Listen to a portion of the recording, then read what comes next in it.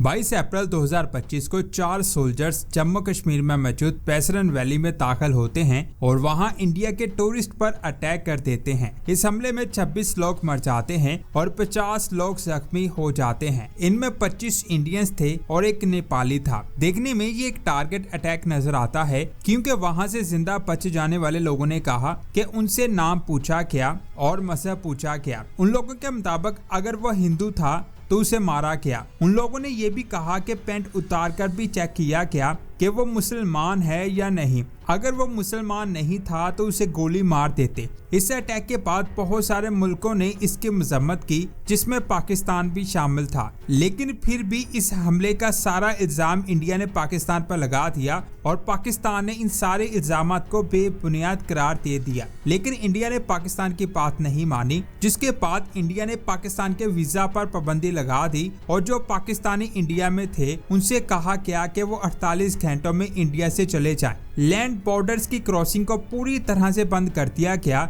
इन सब के अलावा इंडिया ने पाकिस्तान और इंडिया के दरमियान 1960 की ट्रीटी को सस्पेंड कर दिया। इस ट्रीटी के मुताबिक ईस्टर्न रिवर, जिसमें रावी, ब्यास और सतलुज रिवर्स आते हैं, इन पर इंडिया का कंट्रोल है और वेस्टर्न रिवर, जिनमें इंडस, चिनाब और जेहलम रिवर्स आते हैं, इन पर पाकिस्तान का कंट्रोल है। लेकिन इन रिवर्स के पानी का 20% शेयर्स इंडिया के पास है। 20% पानी को वो स्टोर नहीं कर सकते, बल्कि उसे इस्तेमाल करके वापस रिवर में ही छोड़ सकते हैं। जैसे पानी से बिजली बनाई और उसे रिवर में छोड़ दिया। लेकिन इंडिया ने इस ट्रीटी को पूरी तरह से सस्पेंड कर दिया, यानी उसने इन रिवर्स पर पूरी तरह से कंट्रोल करने की धमकी दी। कुछ इंडियंस के मुताबिक इंडिया ने इन रिवर्स का पानी भी बंद कर दिया है। इंडस रिवर, जो पाकिस्तान का सबसे बड़ा रिवर है, ये दरिया पंजाब से होता हुआ कराची तक जाता है और पाकिस्तान की ज्यादातर एग्रीकल्चर को पानी इस रिवर से मिलता है। अगर इस रिवर का पानी बंद होता है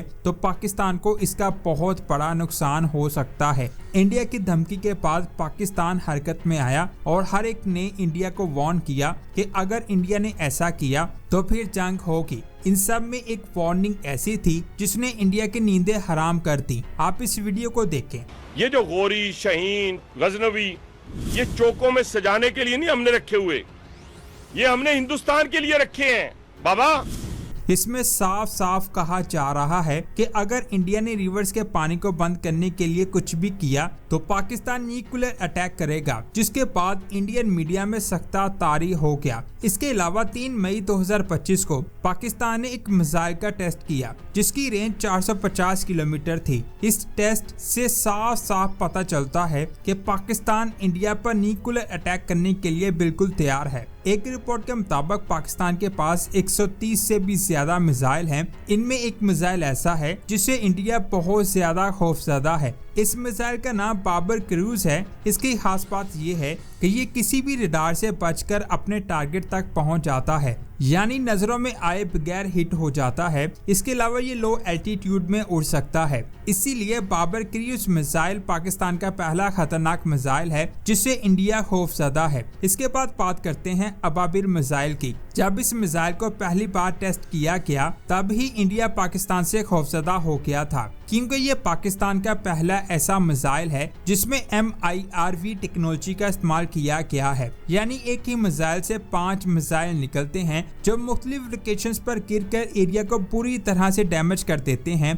इसकी रेंज 2200 किलोमीटर है और ये इंडिया के 95% हिस्से तक मार कर सकता है। अगर जंग लगती है तो पूरे इंडिया में कहीं भी इसे फेंका जा सकता है, जिसकी वजह से इंडिया अभी तक पाकिस्तान पर अटैक नहीं कर सका। सबसे ज्यादा खास बात यह है कि इंडिया का डिफेंस सिस्टम भी इस मिसाइल को नहीं रोक सकता। जब इस मिसाइल को रोका जाए तो इसके अंदर से कई छोटे छोटे मिसाइल निकलते हैं और हर छोटा मिसाइल अपना अलग से टारगेट सेट कर लेता है। इसके बाद बात करते हैं सबमरीन लॉन्च्ड बॉलिस्टिक मिसाइल की। ये ऐसे मिसाइल हैं जो समुद्र के अंदर से सबमरीन के जरिए लॉन्च किए जाते हैं और ये पाकिस्तान के सबसे खतरनाक मिसाइल हैं। ये इंडिया के डिफेंस सिस्टम को आसानी से तोड़कर उसे तबाह कर सकते हैं। इंडिया के पास भी सबमरीन मिसाइल है, लेकिन पाकिस्तान के मिसाइल इंडिया से ज्यादा खतरनाक हैं। इसके बाद बात करते हैं शाहीन मिसाइल सीरीज की। इस मिसाइल को बनाने में सबसे ज्यादा हाथ डॉक्टर समर का है। ये मिसाइल सॉलिड फ्यूल से चलते हैं, यानी इन मिसाइल से बहुत कम टाइम में अटैक किया जा सकता है और इनकी डायरेक्शन हमेशा इंडिया की तरफ रहती है। सबसे पहले शाहीन 1 को बनाया गया,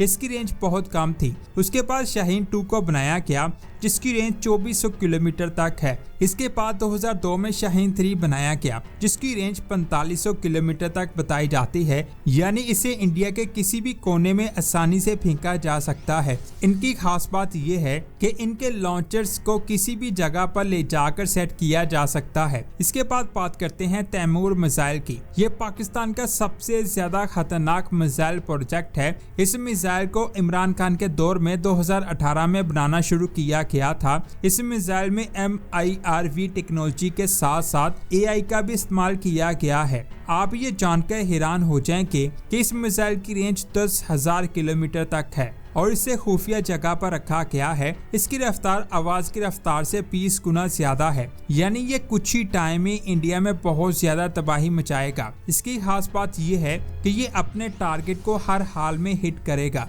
इस मिसाइल को 2020 में दुनिया के सामने पहली बार लाया गया था। इस मिसाइल के बाद पाकिस्तान का शुमार सबसे ज्यादा पावरफुल कंट्रीज में होने लगा। इसके बाद बात करते हैं नसर मिसाइल की। अगर बात की जाए तेजी के साथ अटैक करने की, तो उस वक्त नसर मिसाइल का इस्तेमाल किया जाता है क्योंकि सिर्फ कुछ ही मिनट्स में इससे अटैक किया जा सकता है। इसकी रेंज 7 किलोमीटर है। इसके बाद बात करते हैं गौरी मिसाइल की। इस मिसाइल को डॉक्टर अब्दुल कदीर साहिब ने तैयार किया था जिसमें लिक्विड फ्यूल का इस्तेमाल होता है। इसका पहला टेस्ट 6 अप्रैल 1998 में किया गया था। गौरी 1 की रेंज 1500 किलोमीटर तक हुआ करती थी। फिर इसके बाद गौरी 2 को लॉन्च किया गया। इसकी रेंज 2000 किलोमीटर कर दी गई और इसकी डायरेक्शन इंडिया की तरफ सेट कर दी गई। इसके बाद गौरी 3 बनाया गया जिसकी रेंज 3000 से 5000 किलोमीटर कर दी गई, जिससे इंडिया में ज्यादा तबाही होगी। आखिर में है टीपू मिसाइल। इस मिसाइल की रेंज 7000 से 8000 किलोमीटर है और इसकी रेंज 10,000 किलोमीटर तक भी जा सकती है, यानी इस मिसाइल को भी इंडिया के किसी भी कोने में भेजा जा सकता है।